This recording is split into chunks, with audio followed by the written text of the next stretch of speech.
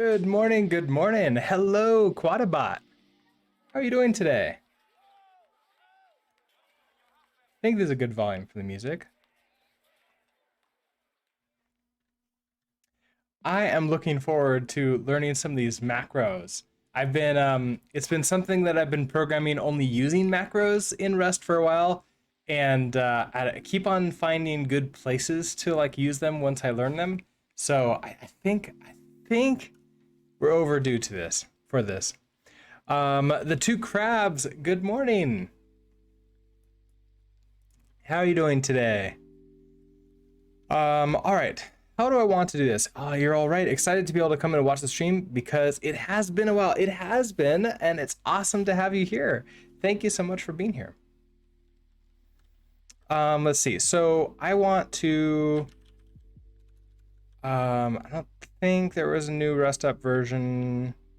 Right, we have to stay with the other one because of GGZ reasons, so we're gonna stay there. Just gonna do a cargo new. What are we gonna call this?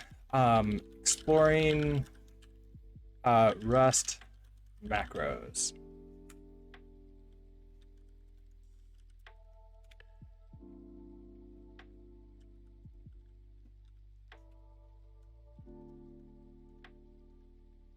That's the one I want to go to. I'm gonna open up code here. My computer wants me to switch over to Bevy. All right, it's too early. I'm waiting for them to get a stable API. All right, so what I want to do here is, I guess, like a couple of things. We want to have a macro that will, let's see, basically do a bunch of code, like just for us behind the scenes. Maybe I do want like a library file.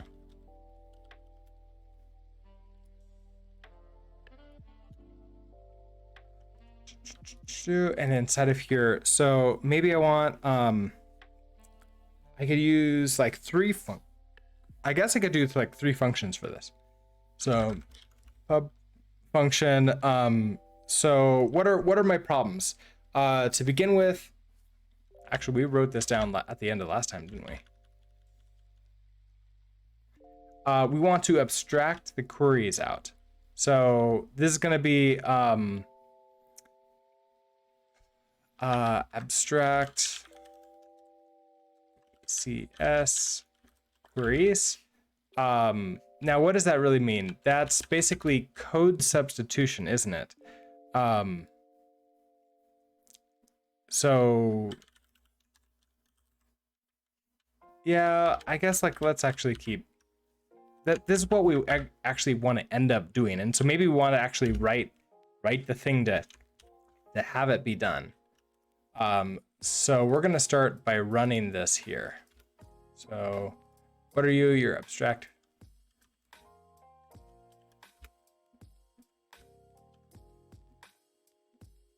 So that's one thing. Another thing, I want to generate new tests based upon a different type. So function generate tests. Maybe I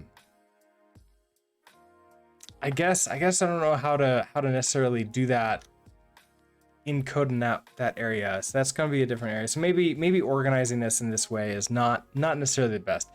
I also don't know the order that these should be in,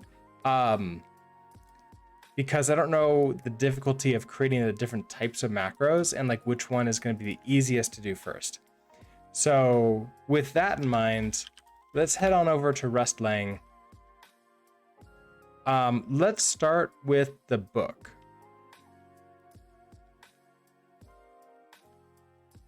Is there like an macro section?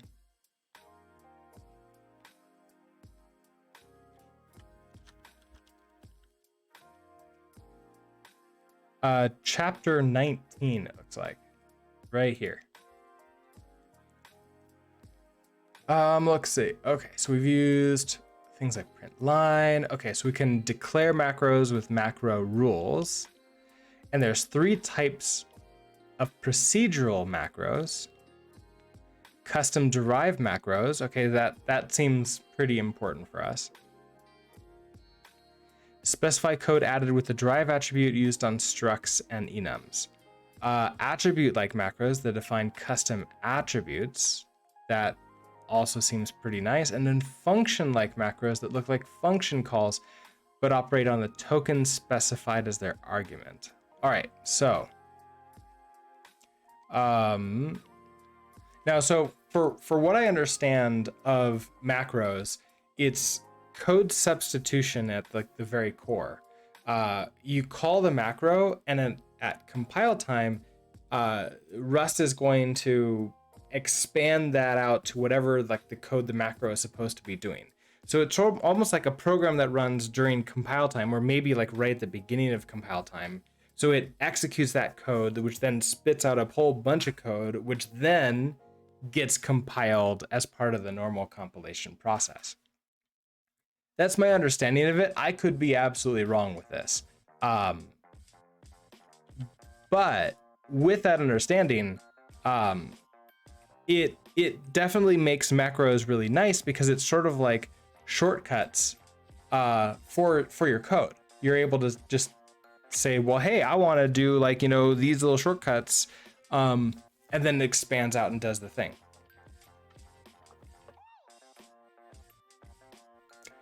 Okay, so declarative macros with macro rules. So the most widely used form of macros is declarative macros. They're also sometimes referred to as macros by example. That feels like it's a terrible name. Especially for searching. Because if I'm like, I want to learn macros by example. Well, here's macros by example. It's declarative macros. Well, how about the other ones? Like, no. You search for macros by example. You want declarative macros, right? How about non-declarative macros by example? Okay, so macro rules are just core. They're very similar to a Rust match expression.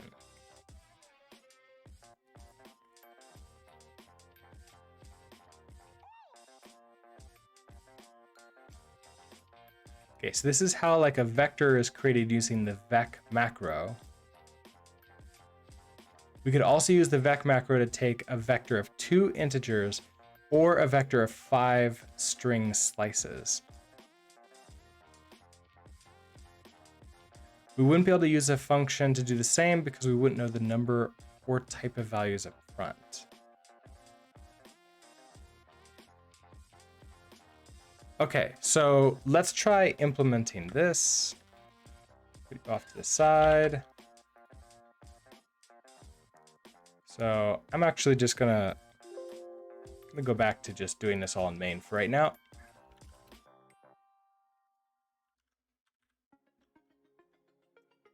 Okay, so I'm gonna have a macro rules.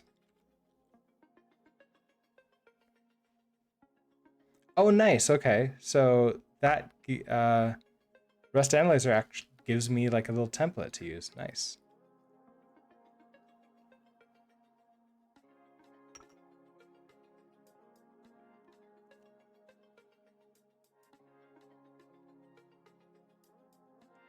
So then we have this.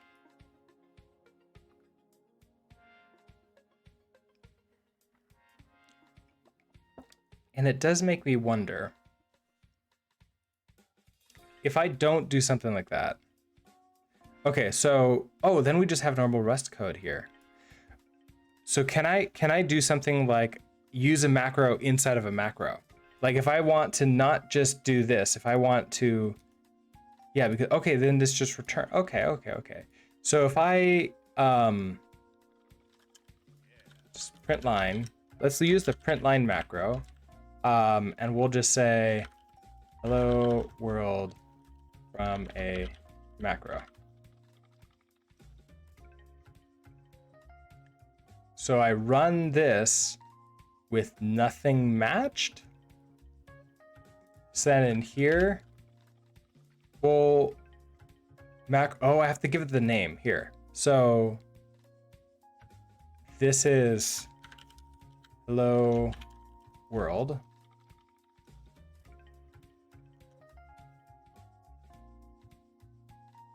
Okay, unused. So then I can do hello world bang. And if we run that, hello world from a macro. Okay, so we can call other macros from within macros. That's really nice. And so you're saying that this is like a match statement. So this is basically telling us that if I want to take in some like variable, this is like an EXPR, so expression, which is matching to like those numbers coming in. So this is like some kind of something coming in. So I don't replace this. I'm gonna have the parentheses anyways.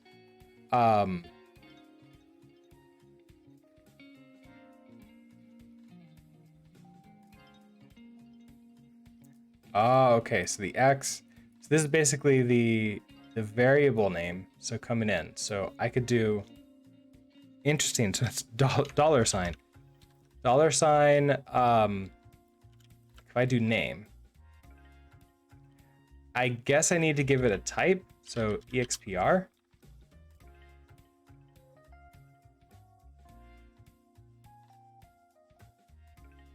And then I want to say, I want to replace you.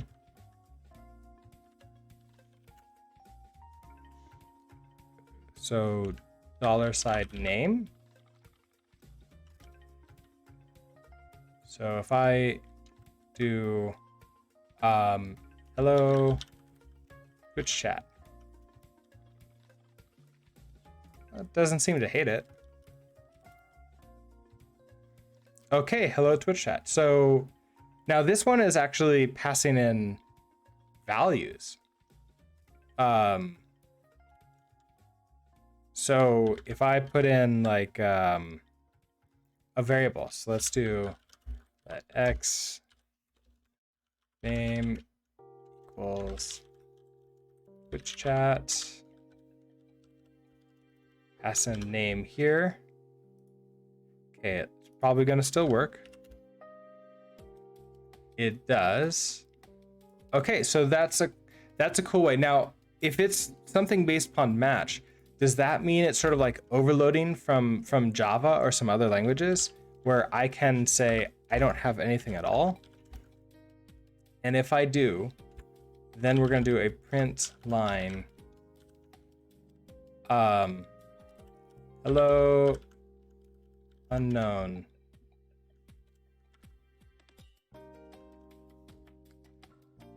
So we can do hello world name, but also just hello world nothing.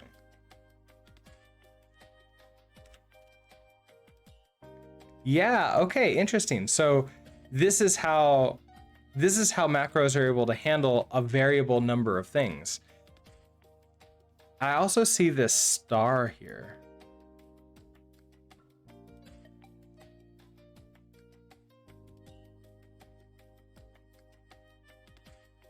Then they're doing the star. So this is repeating. Is this repeating? So what is that? That's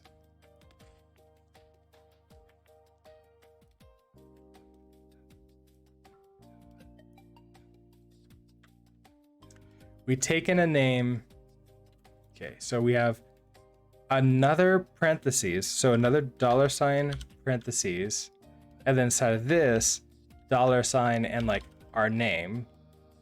And it's an expression. I assume that's short for expression. And then star. I'm assuming that the space doesn't matter, but we'll find out.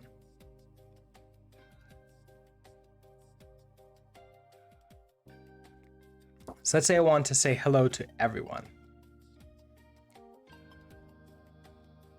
So we do, oh, interesting. Okay, so then we can just do dollar parentheses to sort of extract out in here. We're gonna do a line. Hello. Name. And then star this. So is this a loop? Is this gonna loop over it? So then I can say hello world name and then other third.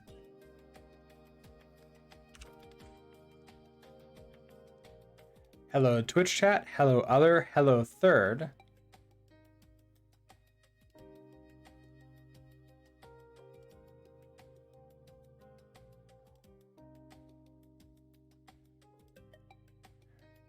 Wait, did I not get the hello unknown then? I did not. Okay. So suddenly now, because I'm doing this, this no longer can get caught.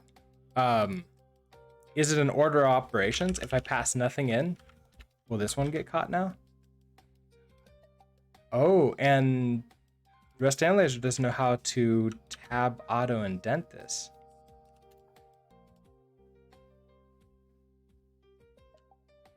Now I get the hello unknown. Oh, okay. So it goes down from top to bottom. And it just sees, do you match? And this star matches 0 or more, probably. It's probably just like stars in POSIX.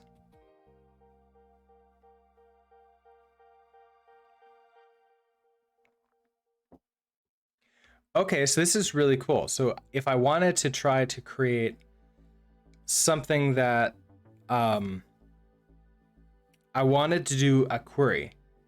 So let's oh, not you.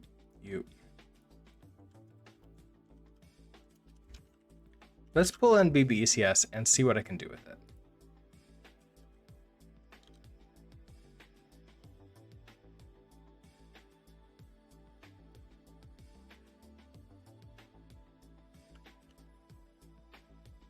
Okay, so, well, it'll figure that out. We want to create a new world here. So let our mute world equals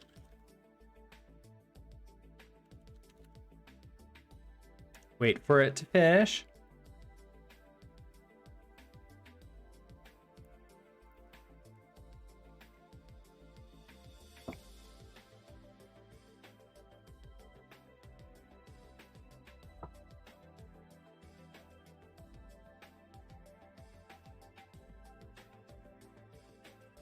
We can just pull it in directly. BBCS world. Okay, so we create a brand new world like this.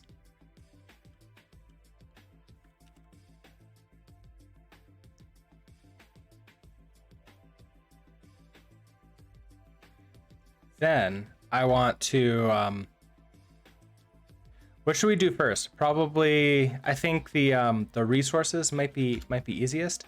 So let's insert a new resource. So we're gonna do world dot add resource. We have to give it a name. So the name is just gonna be let's do size, and the data is gonna be like 15. .0 F32. So it's going to be an F32 that gets added in. And add a resource doesn't return anything, so we can just do that. You need to be a string. Okay, that's fine. To string.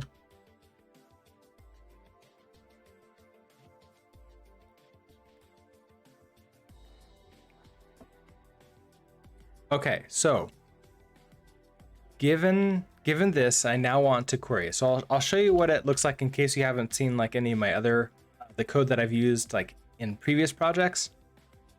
If I want to get this resource out now, I have to do a let, essentially a wrapped resource equals world.get resource. We give it the name, so in this case size. We have to unwrap this because you return a result with an RC ref cell. So I'm gonna unwrap this. Normally I'd be doing question marks for it, but it doesn't really matter here.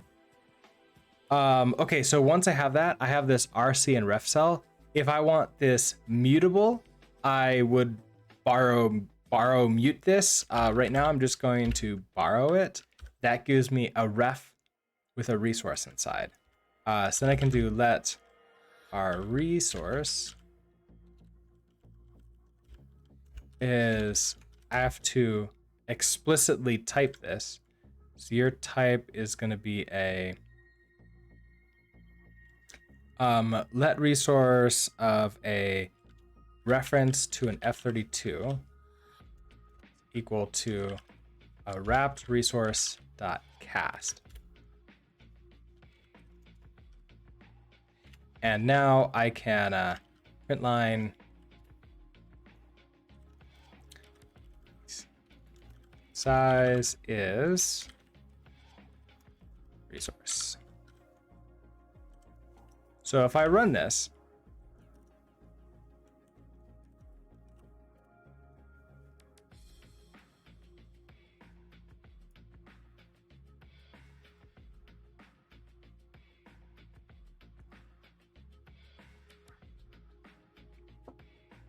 after it builds, of course, we should get the size is 15.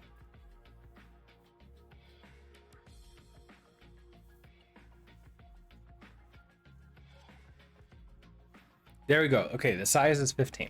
Excellent.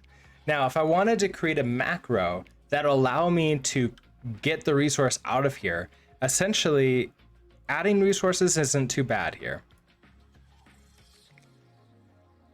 But getting this out is kind of a pain. I wonder if I can like I mean, definitely I could convert one of these over easily. The type, knowing the type though is the deal.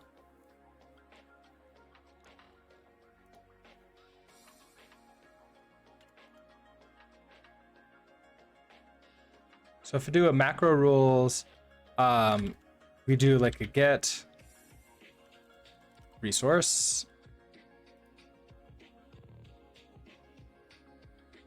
Why is this yellow text and this was blue?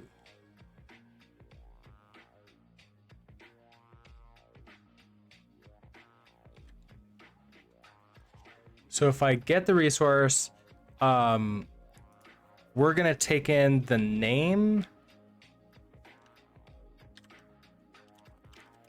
which I guess is an expression.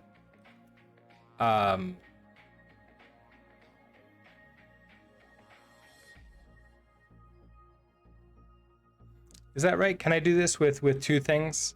And then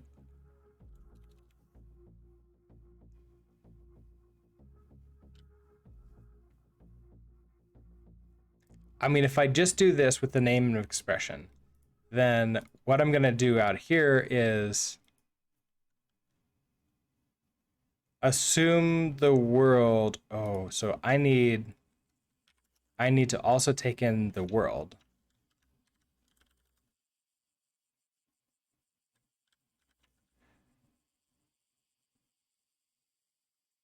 I don't want to take ownership of it. Can the macro like borrow something?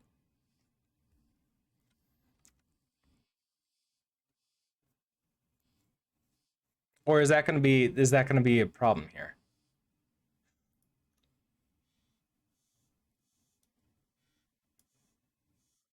Because it's going to expand to other code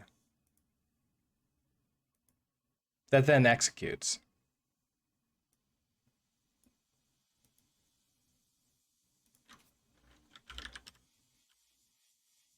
So if I take it as expression, let's say I just want to replace this line right here.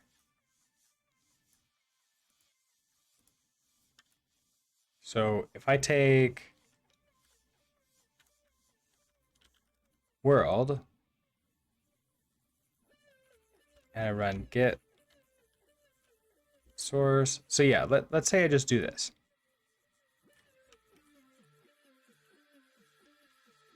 Now world, we get off of that.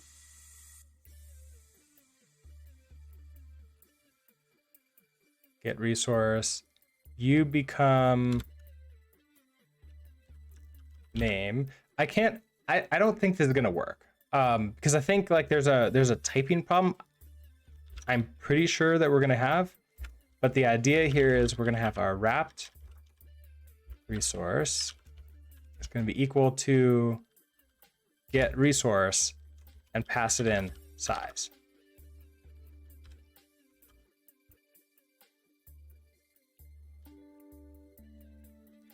Expected leaf. Okay, so I have to also pass in the world.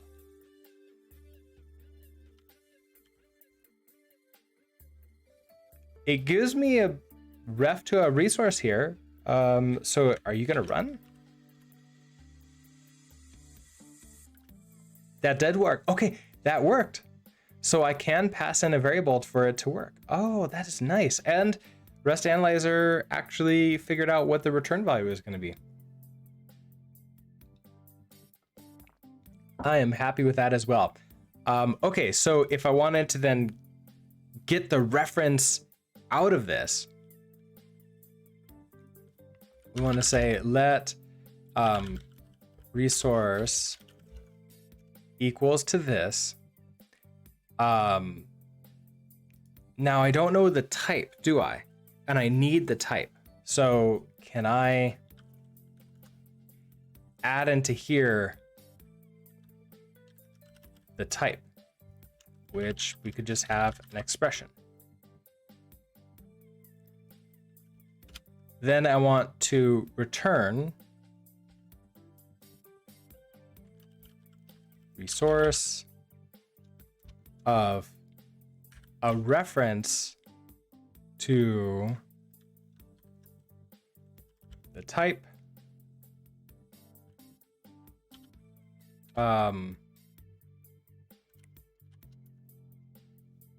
equals, so let's name this like a wrapped resource.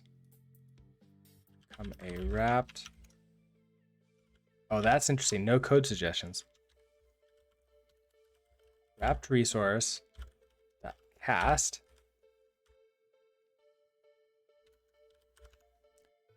don't know if I can unwrap. We're gonna find out, and then we're gonna return the resource. So if I do this,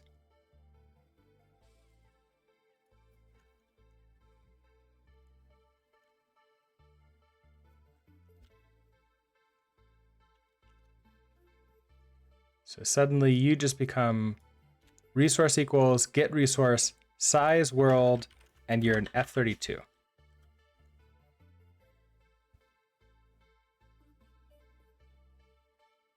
Expected expression found let statement. Variable declaration using let is a statement. Okay, so we can't do that. I could swear we saw that happening in the book. Yeah, okay, we can create that.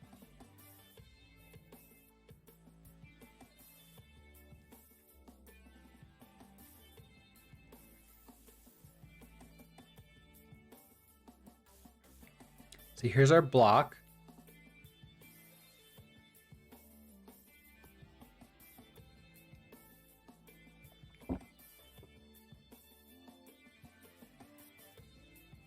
Oh, let resource, what's that?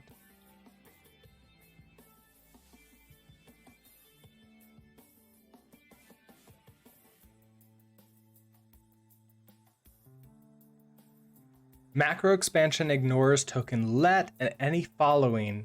The usage of get resource is likely invalid in expression context. Is that the same thing here?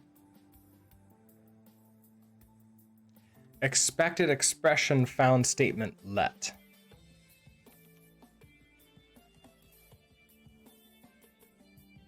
Oh, look at this. It's double bracket. So can I do that? Oh, okay. Now you. Expected type found F32. Oh, okay. So then you can't be an EXPR. There's probably something else that I need here. So to like actually make it the type. Is there a list of what I can use in there? Not in this chapter directly. Maybe it's linked. Bear Cool, hello. Good morning.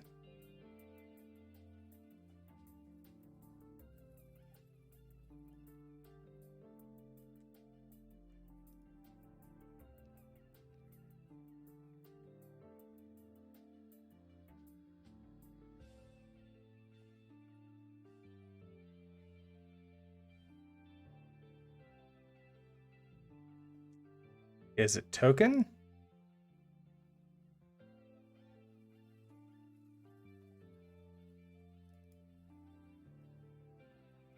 Okay, here we go.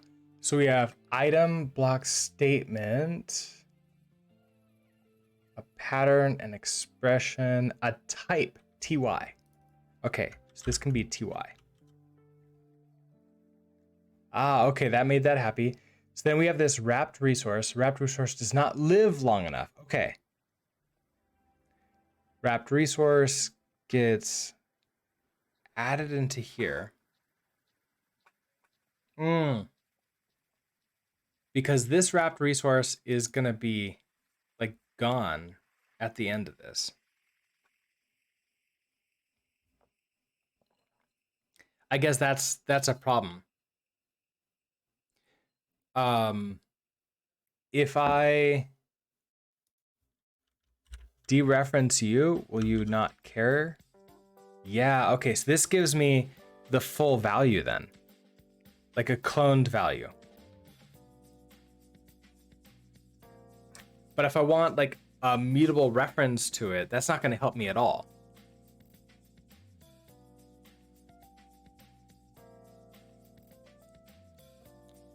So I'd probably want to like change this macro name to be something like get cloned resource.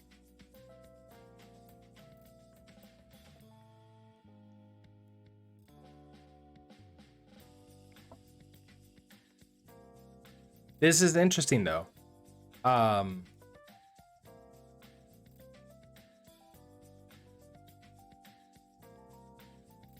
then we can do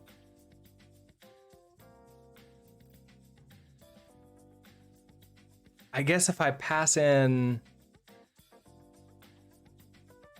Okay, so you're saying that the wrapped resource here doesn't last long enough, right?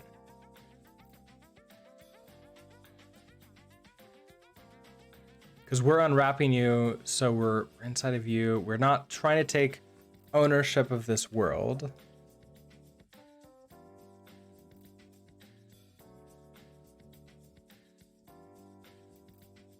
I mean, so this is nice. We're able to get like the full resource out, but we can't mutate it. If I wanted to change this for to be mutable, let's try it again. So we can do another macro rules, get mute source.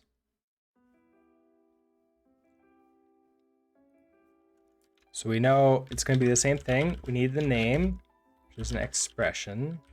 We need the, and is it actually expression? It is, okay. We need the world, which is an expression. And we need the type. It's true. We need the type, which is a tie.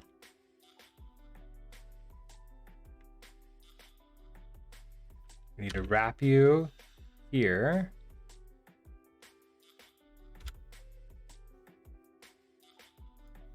And then we can do our things. So let wrapped source equal to our world get source. We don't care about it yet. Name. We're gonna unwrap. Then we're going to borrow mute.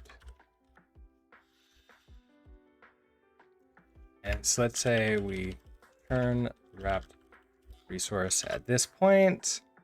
If we use this, so what are you upset about? Oh, everything is upset at me. Cool, nice. Okay, so I need to turn off that unused resource rule. Unused macro definition. Here. Just comment you out. You out.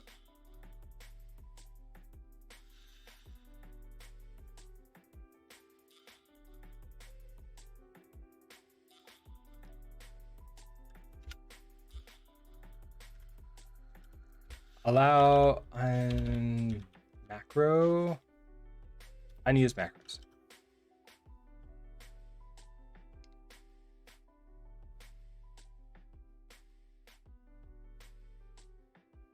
What are you upset about? Oh, is it just that? No, okay. Something else.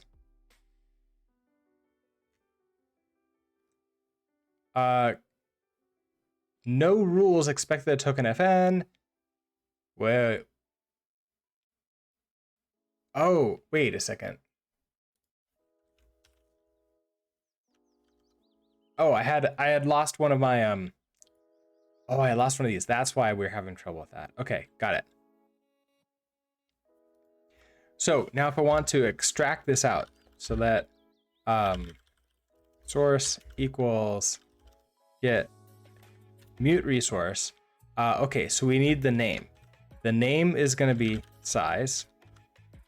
We're also going to pass it in the world.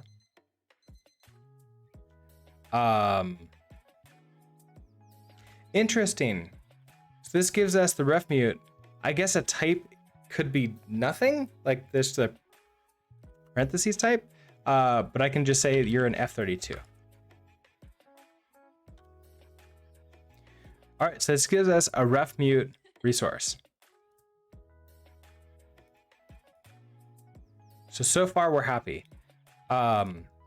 If I try to cast this, however,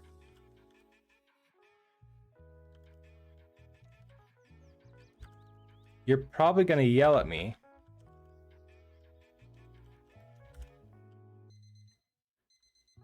Because it's unknown. And I don't think I can have like a type, like a return type in a macro, can I?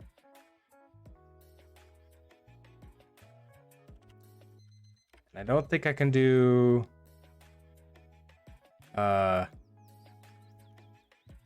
type here.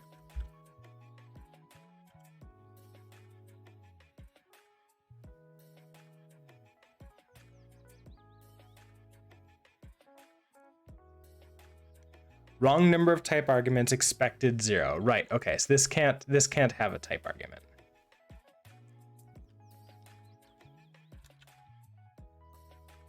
So if we do let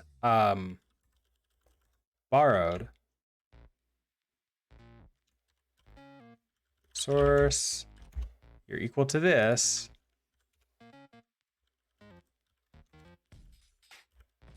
then we return you, and borrowed resource is going to be a mutable reference to a type. So then I have this mute, okay.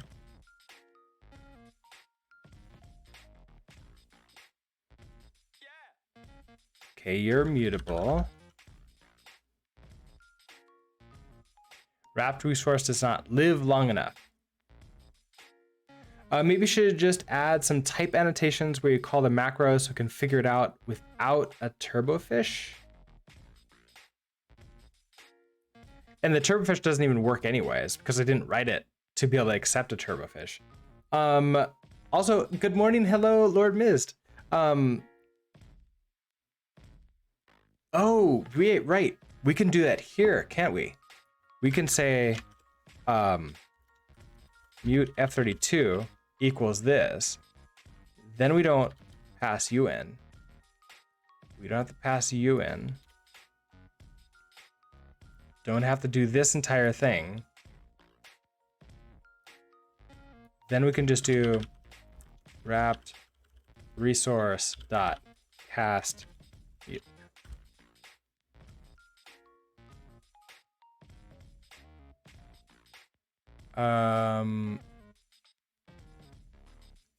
Expected mutable reference mute F32. Oh, let's just say that I crash.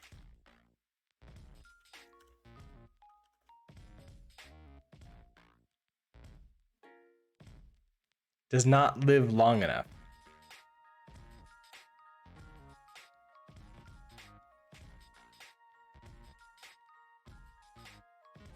Yeah, I don't have to give it the type param anymore. So, but if I do this, I think we're gonna get that error in code here.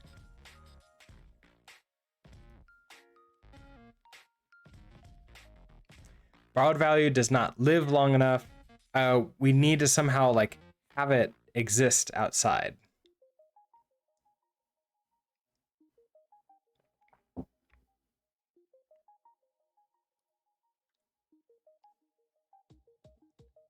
So that's a problem, I suppose, is we can't actually get it out now.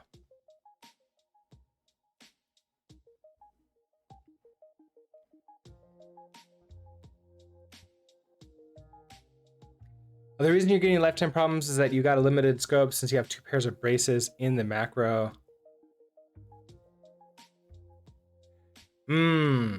Yeah, okay. And I think I'm only allowed to have 1 line. I'm not allowed to do like the let inside of the first brace. If I have another one, it's a code block. And that's our problem here. This is being killed. And if I like do like a dereference to here, I don't think like this will just give us the F32, but I don't think it's the right number. Yeah, if you only have 1 brace pair and you have multiple statements in there, it isn't going to work in expression context since that would be invalid. Okay, yeah, that makes sense then. Now my problem here is I don't think that I can just update this. I don't think I can then say that you're mute.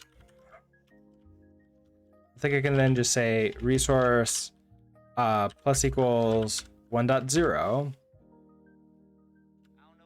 and then grab this out again. So let's bring this back.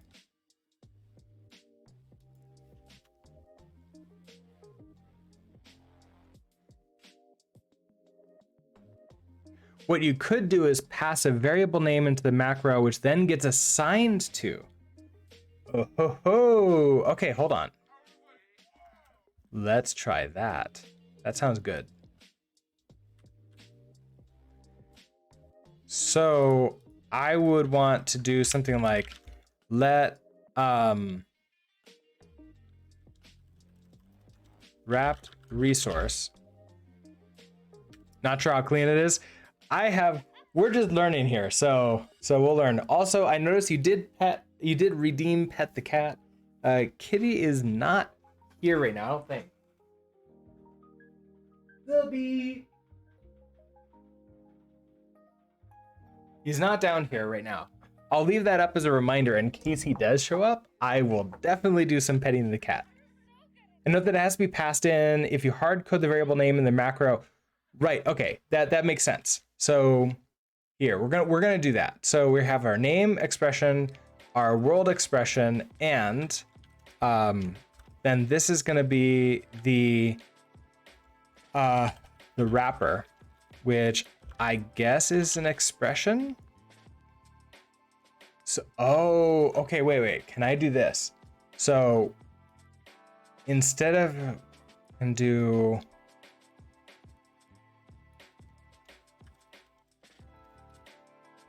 not dollar.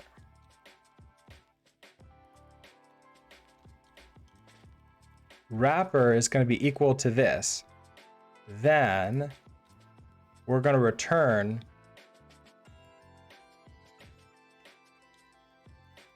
wrapper to cast, mute, unwrap. Okay. Now I don't actually want to do unwrap stuff in here if I can help it, but all right, so if we do that, then we pass in wrapped resource.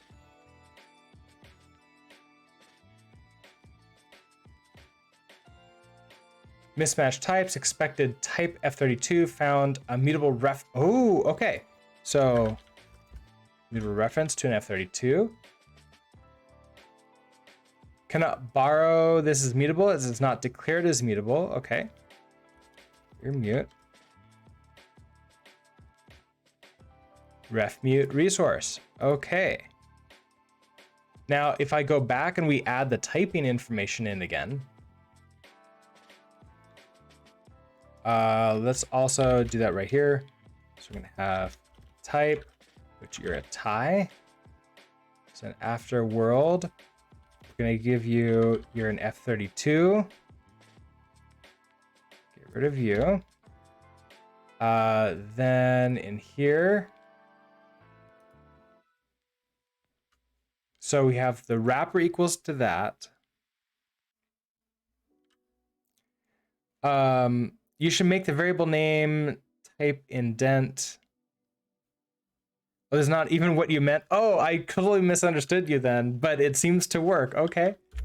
So then we're getting the value out. So then let borrowed.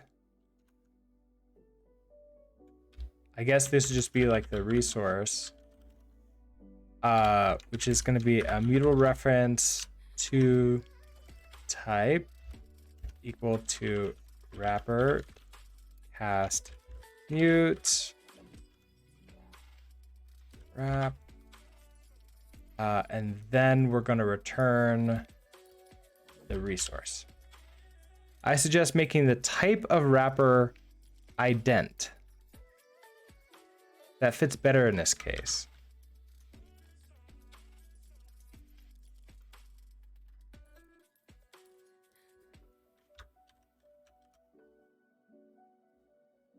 I mean, so this works. This works. Okay. Okay, so type of the wrapper ident. Okay, okay. So ident instead of expression. So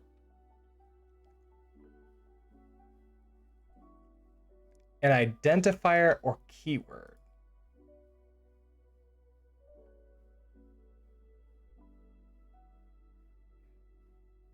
An identifier is any non-empty ASCII string of the following form. Okay, okay, so ident. And that should still work exactly the same. So we create a wrapped resource and then we pass that in, but then we can also get this out. So we can now use the power of Rust Analyzer to tell us that this is what we're getting out, which is really nice.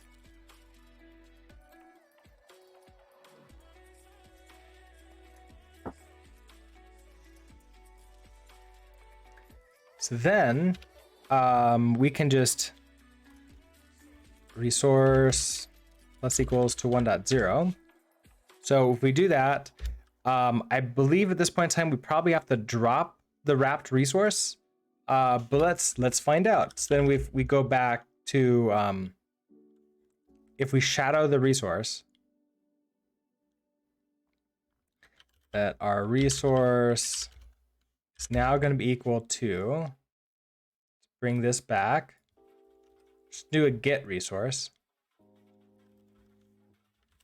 Get resource, size, pass in the world, pass in F32. We don't have to pass in wrapped resource anymore. You're going to get the F32 out. And then we can assert that. Oh, well, we should probably store this. This is what do I want to call this? This is resource again, maybe. So source, I need you to be a dereferenced resource. It's equal to resource again, like that. 10 gigabits per second? Wait. What's that about?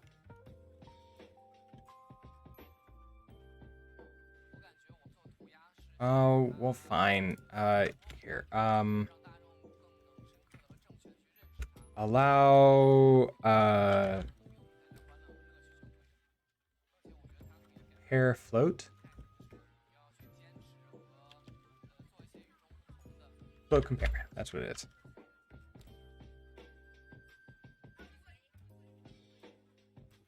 Do you have to be like up above here? You do. Okay. So if I do that,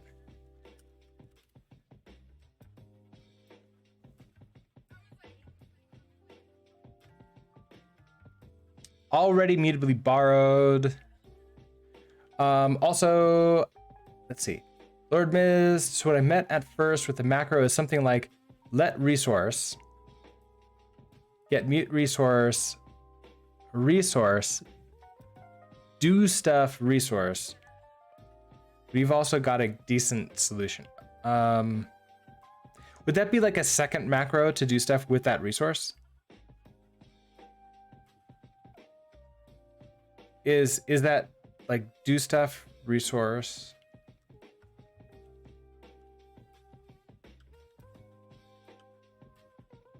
I guess I have to add in all the other information to it too. You just have to just example of how you use it. Okay. All right, interesting. Yeah, like because I don't know what I'm doing, I don't know like not to do certain patterns. I'm just sort of flailing around and we're just seeing what sticks. Now this is yelling at me that already mutably borrowed 48. Resource again. The world is already mutably borrowed, so we need to now drop the wrapped resource at this point. Cannot move out of wrapped resource because it is borrowed. Do I also have to drop the resource? Okay, so I would need to let like size equals like a dereferenced resource, something like that.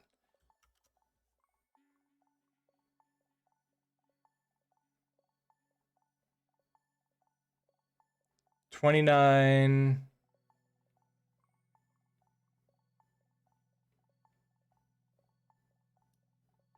Yeah, okay, so we borrow you there. I guess we need to drop resource too.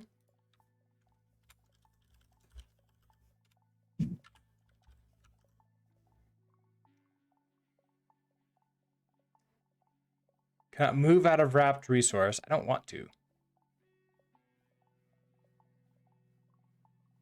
Oh, wait. Then I want to make you just size.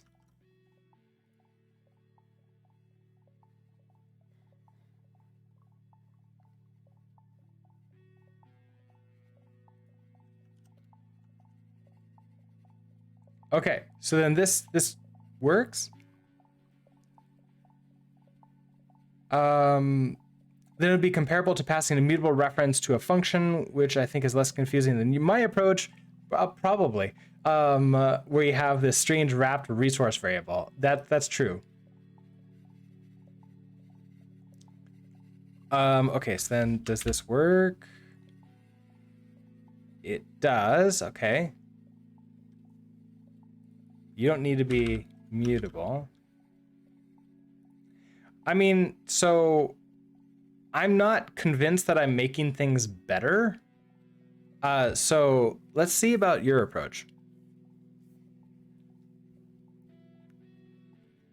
The idea is that we want get resource. So let resource equals get mute resource, and then do stuff on the resource. Would that be an actual function that I'd write, like a helper function, or would that be another macro? I'm guessing it's a function.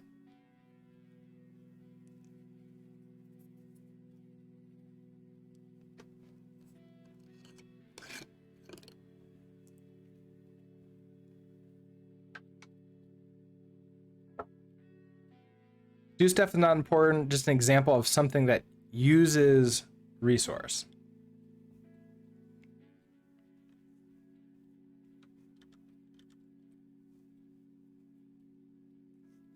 So let's try this again. In order to show that you'd use the resource variable.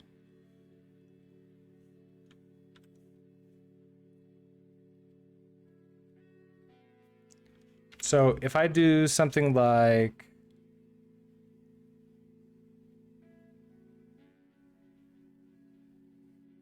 let resource, we can do like size resource. We create that. Then we're going to have a macro to get mute resource. Pass it in size resource.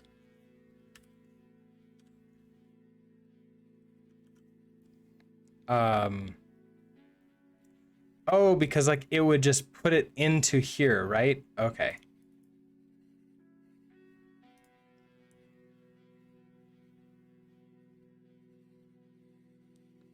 So let's try this again.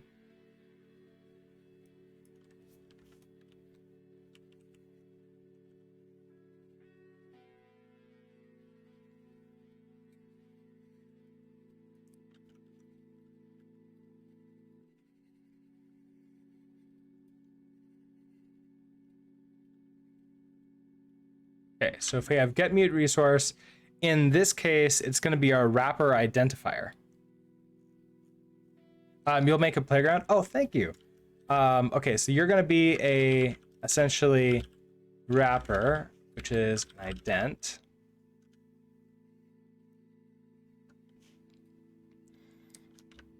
And the wrapper is going to equal to world.get. Oh, I need the world in too, don't I? So I need the world. Can that be an ident too? Or does that have to be a... I think it can be ident as well. Resource. I guess we need the name.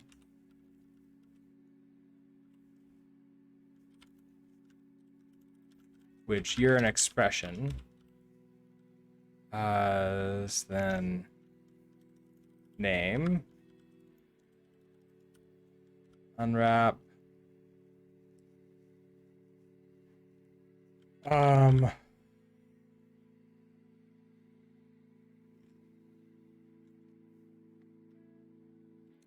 Expression fits better for world. Okay, good to know. Then, okay, so we'll get resource, unwrap, borrow mute. So if I were just to do this, nothing else. Down here, we need to pass in all the things that we need for this. So the world and then the name. So world and then the name, which is size. Oh, you already had one. Any reason this needs to be a macro? No, I don't think it needs to be a macro. What I'm trying to do is figure out ways to like clean up this code, and like get better. So get better at like Rust. Macros might be one way to do it. It might not. Like there might be just helper functions that might be better for it. Probably the helper function would be better. I think I got it, but let's go take a look at yours.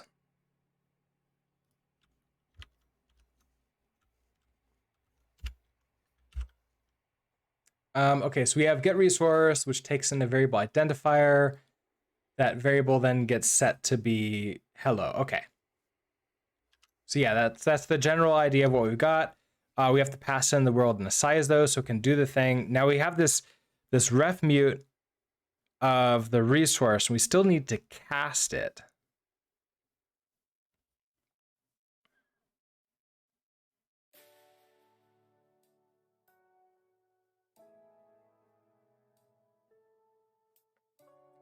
So if I want to cast it, do I need like another thing in here?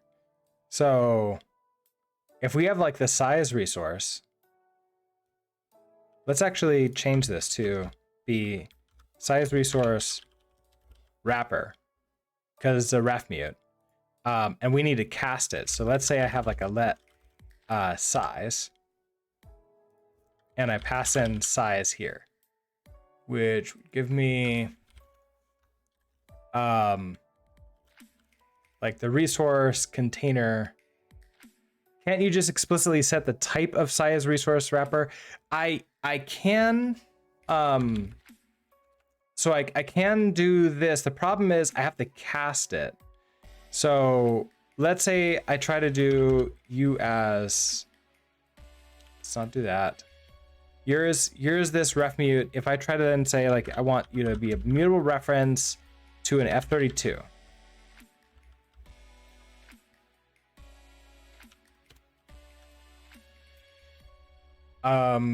Then in here we create, I can't do a grapper like this. And if I try to like a cast mute here,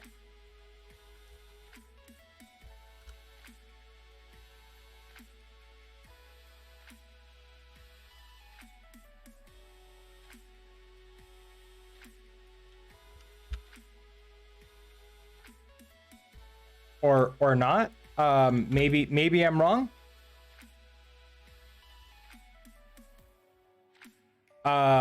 Yeah, it's a two-step process usually. So let's try to debug size resource wrapper. See if I got it. We do have an error up here. Yeah, okay, so we have this temporary value freed at the end of the statement.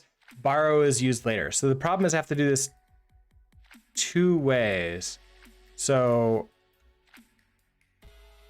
if I can't do like a let. Maybe I can do, okay. Oh no, because I can't probably assign the wrapper to it because it's the wrong type.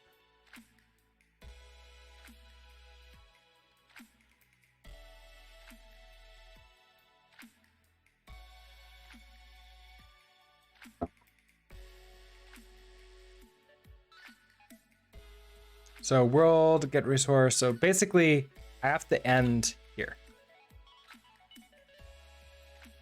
into wrapper. But then wrapper is not a mutable reference to an F32. I don't think I can like just create new things here, right? Can I just say like if we just say that you're actually the resource?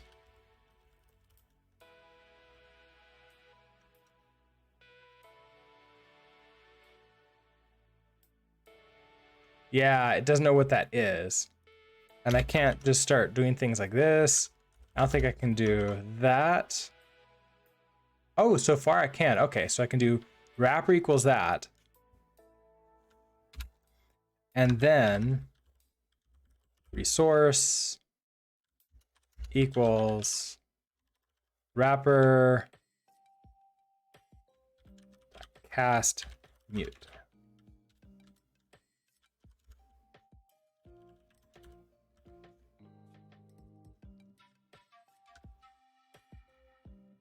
Okay, so if I do that,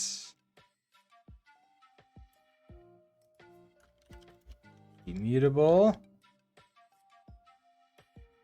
no errors. So how about that? Okay, this could work.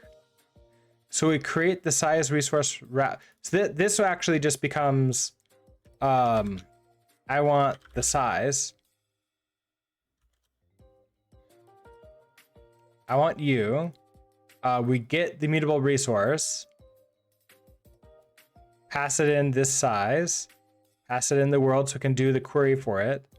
Pass it in, you know, the name of the resource we want.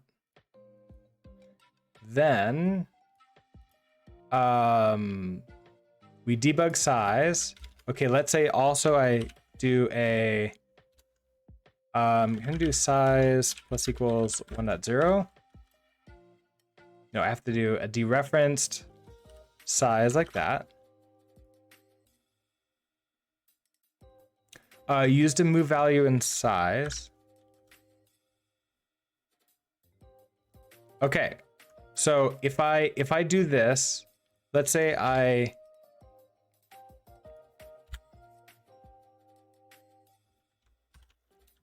put you in a block.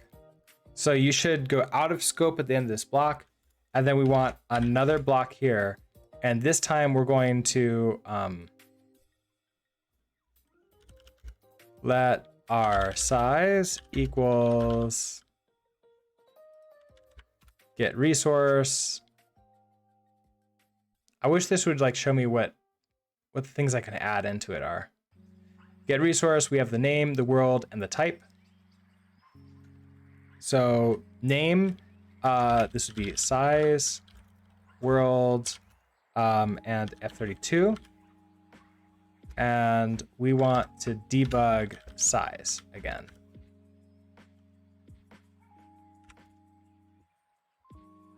So 15 and then 16. So we're able to successfully get the size out. We do have to drop the size once we're done with this. So if I don't want to have these blocks,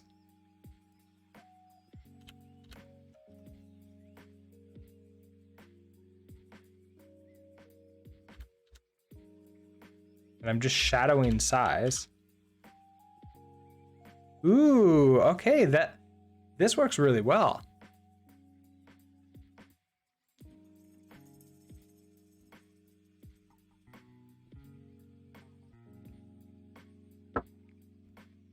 Now, let's say I want to make these work similar.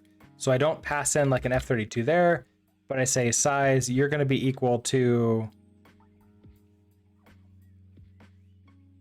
like, what if I do this twice? You're just now going to be a reference to an F32. So can I do something like this? Get resource, size, and world. It doesn't really matter. It's not consistent, but that's not great. Then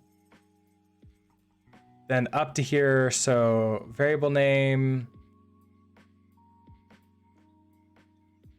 so size, world, size. So name, world. Wait a second. Oh, like the variable name, size, and world. So the name, we have the source, which is ident, name, that, resource, world name. Okay, so it's the same thing here. Then wrapped resource equals, we grab this out. We don't have to do any typing stuff. We're then just going to resource without the type equal the wrapped resource cast unwrap.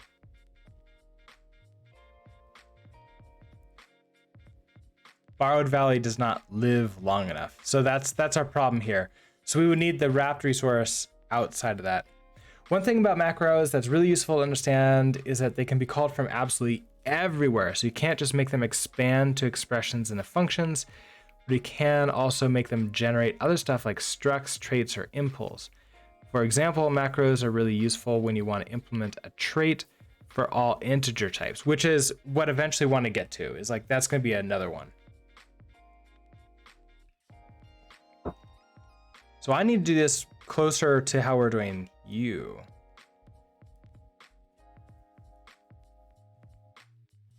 Because we create the wrapper, get resource, name, unwrap, we borrow.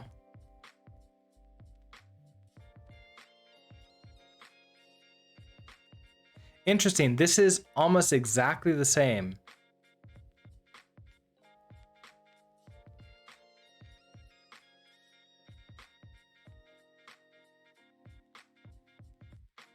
Because if I replace you up here, if we just say get resource,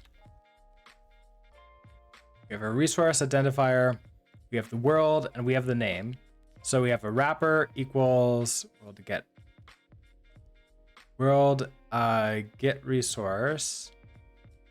Yeah, hold on, hold your horses.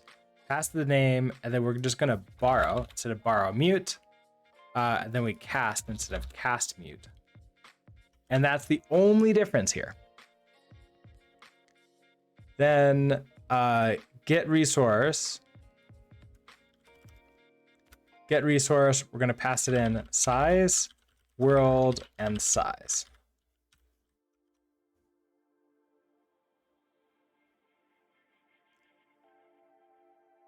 Oh yeah, and you don't need to be mutable anymore.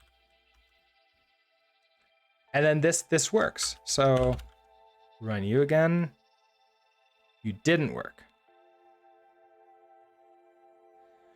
Already mutably borrowed. Line 67. So either the size or the world is already mutably borrowed. So I think I need to drop size. Is that correct?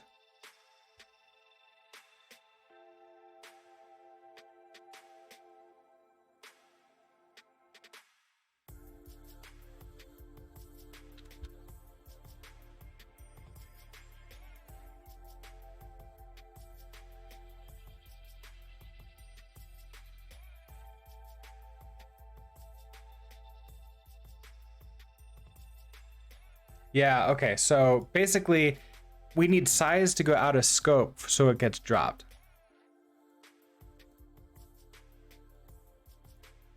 Okay, so I mean, this works. It's not the prettiest, but it works. Now, if I wanted to try to do, like, I want to prove to myself that this is a better way to do it than like just writing a helper function. So if I want to like get like a mute resource.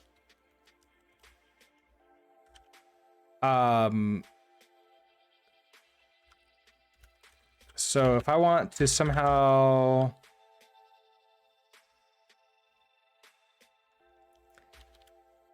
I guess if we're going to return, I guess we would return an error, but let's not worry about that right a second.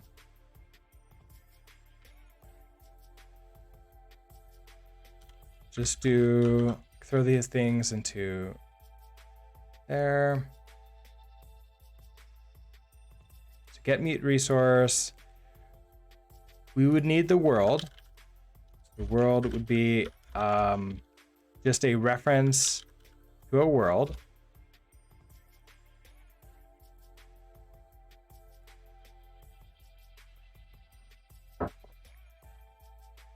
we would need the name, which would be a stir.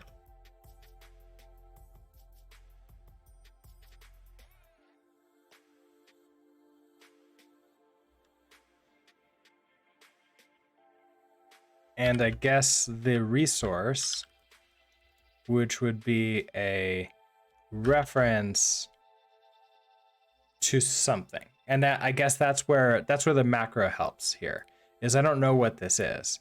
We could just do this as a T, right?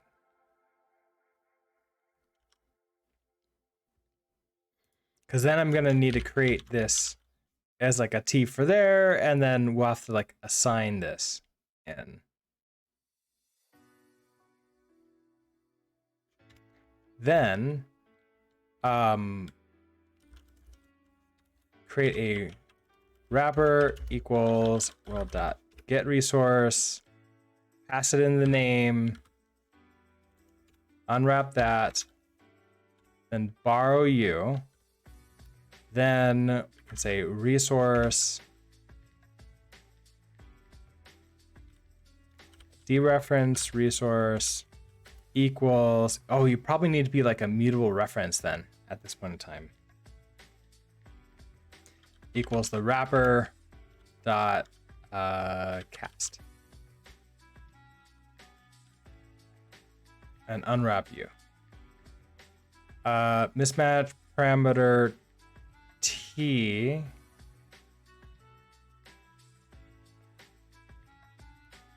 So it's that. Oh, so then you're gonna be a type. That's T.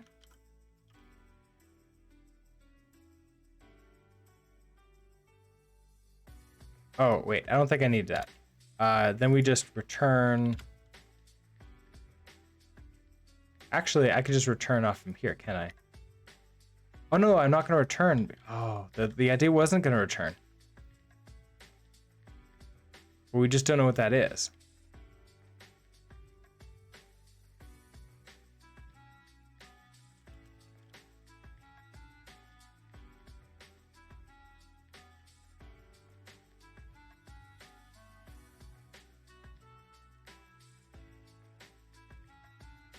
Yeah, so maybe the macro is better in this case because we can do this type up here, whereas this function is like maybe.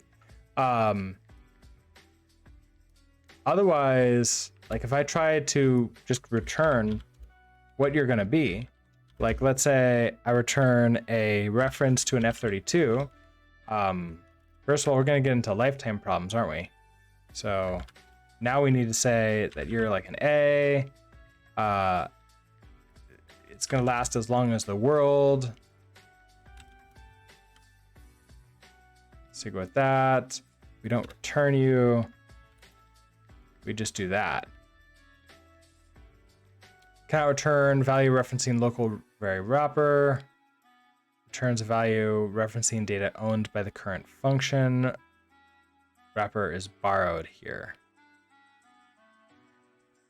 Right. Yeah, so I think, unless I'm doing something completely wrong, I think that the macro is actually easier to use than like to create some generic getter function like this.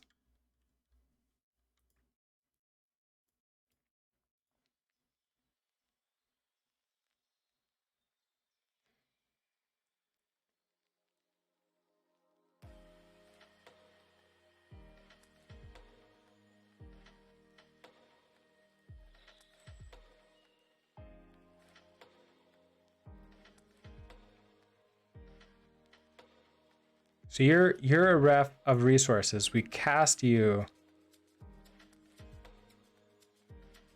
Yeah, that should be that. So I think this is the way to go for it. So I think this this will give us a way to easily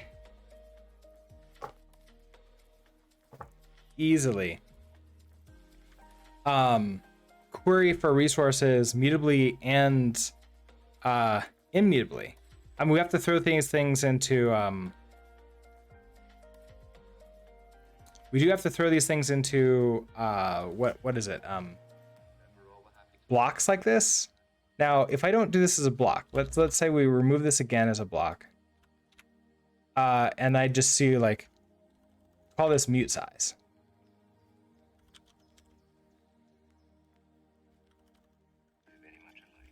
Probably should have multi-cursored that. Mute size. Okay, so if I do that, then in here, it's just the immute size. We do this again.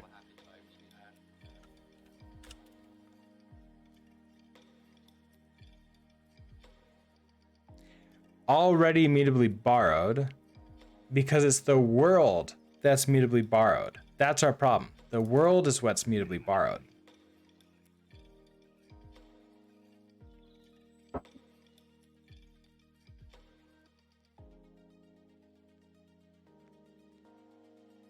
So I would need to drop the mute size at this point. Like, can I even do that? Drop size?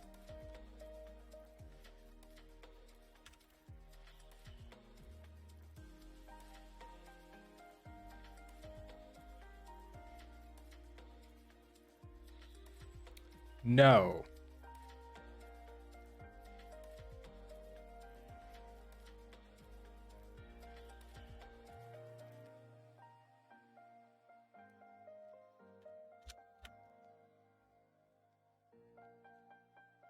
It's not mute size that's the problem. It's the world that's the problem.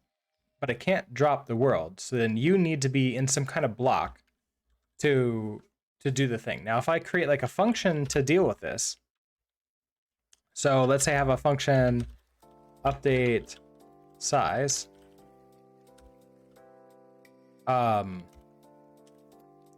You go in here.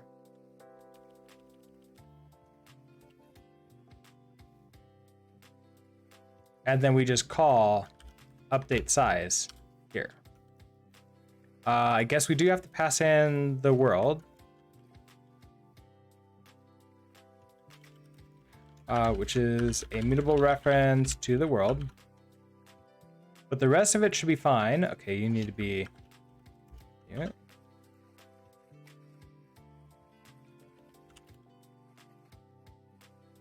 Then it all works again.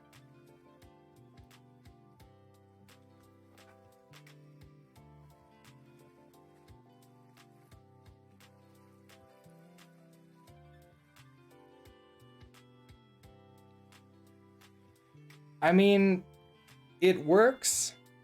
There's still some like quirkiness to it, but it works.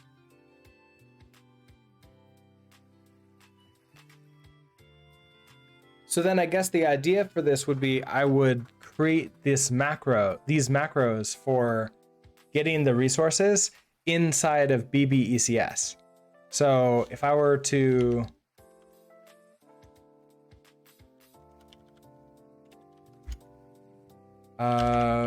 workspace,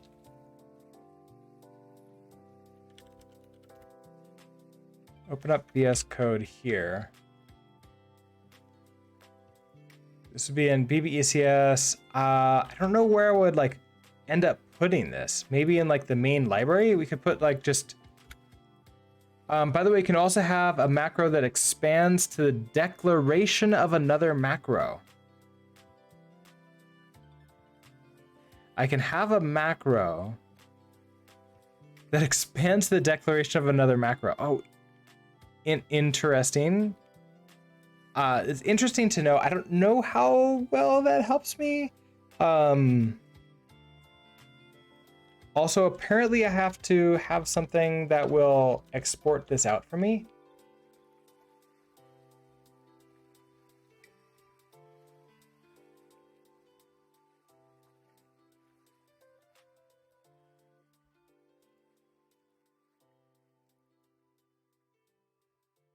Macro export. That's what I need. So if I do macro export, we do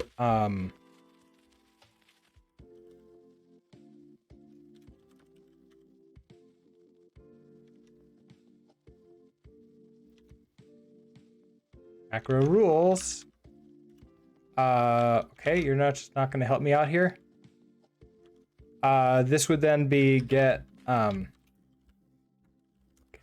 resource.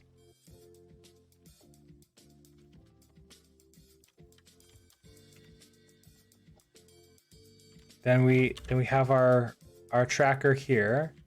So let's come back down here and just grab this. So get resource.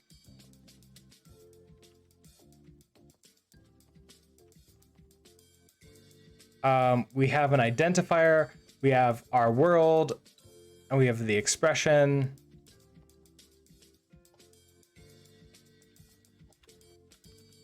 Can we like write documentation for this?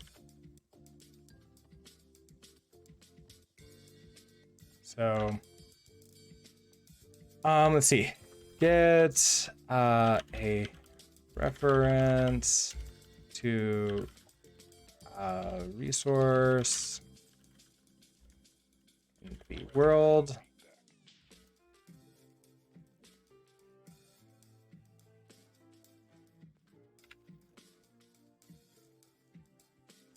Come back to here. Nope, want to come back to here and maybe like show me using this.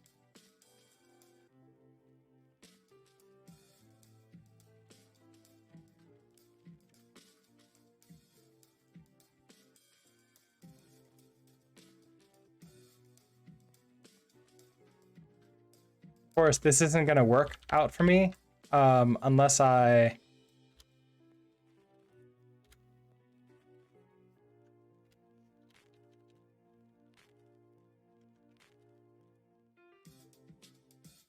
would also need to like get the to use what is this? Right, just BBS. BBCS world that world new world dot resource. So we actually already have this in here. View. Okay, add resource size 15. Create like the size, get the resource, debug. Then we're going to assert that the a dereferenced size is equal to 15.0. 32. So then this should work.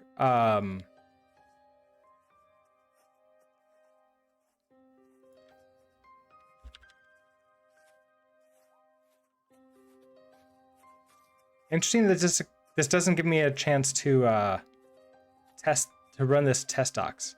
I guess I wrote this incorrectly, but this is the general idea, and I guess like now if I try to use this,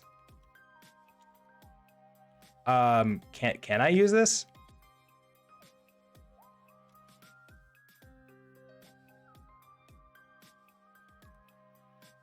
Like, stop using you. Use ACS. I don't know if I can.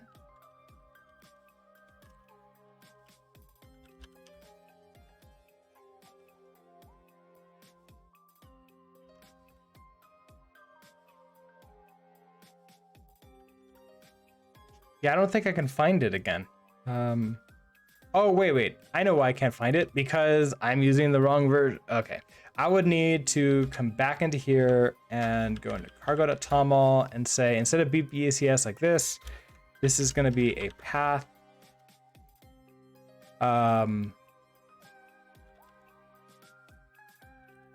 Rest workspace, something like that. That's probably incorrect. Is it colon?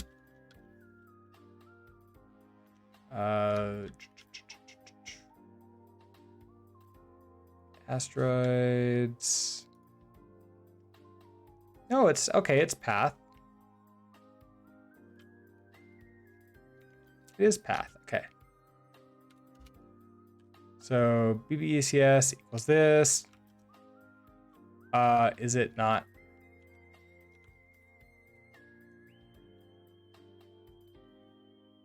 Okay. Oh, wait. I need to go out one. So go out one and then rest workspace and then up.